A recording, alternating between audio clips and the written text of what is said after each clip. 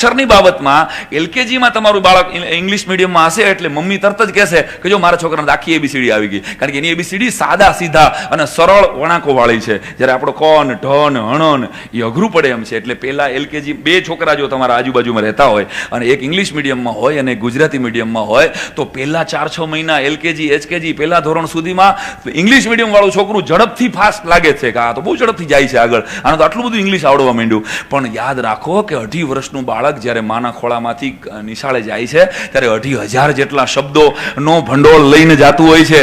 વાહ કરે છે, એ જે કરે છે, એ મમ્મમ બોલે છે, એ રાધા કરે છે, આ રાધે રાધે, આ બધા શબ્દો એ એના સંસ્કારો છે અને એને ક્યાંય એ તો કામ જ નથી લાગવાના. અહીંયા તો ગુડ મોર્નિંગ આવે છે, અહીંયા તો કાવ આવે છે, અહીંયા તો ગાય આવતી જ નથી એને પાકી કરવાની. એટલે જ્યારે એ 3જા કે 4થા ધોરણમાં આવે છે ત્યારે એની ખબર પડે છે. જ્યારે 3જા કે 4થા ધોરણમાં ગુજરાતી મીડિયમનો છોકરો ગાય ઉપરનો નિબંધ બોલશે ત્યારે એ 10 વાક્યો એની મેળાએ જશે, કારણ કે એની પાસે 2500 શબ્દોનો ભંડોળ જન્મતા સાથેનો છે. અને ઇંગ્લિશ મીડિયમ વાળા ગોખેલા જ શબ્દો આવશે એની પાસે સાહેબ. એટલે છેલ્લા 10 વર્ષમાં એક તો બતાવો ઇંગ્લિશ મીડિયમમાંથી જય વસાવડા નીકળ્યો હોય એવો લેખક મને,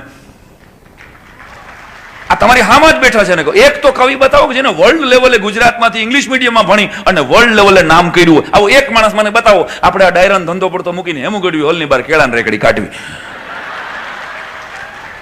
શું આપણે ચોઈટા છીએ? આપણી માતૃભાષાનું ગૌરવ, આપણી સર્જન શક્તિ, બાળકની જે સર્જન શક્તિ એની માતૃભાષામાં ખીલે.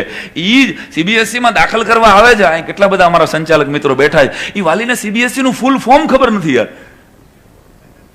તો મારે સીબીએસઈમાં સાહેબ એલકેજીમાં તુષારભાઈ એમ પૂછે કે એલકેજીમાં છોકરાને દાખલ કરવો છે પણ સાહેબ અમે ઇંગ્લિશમાં દાખલ કરવો પડે, કારણ કે હવે તો નીટે ઇંગ્લિશમાં લેવાય છે.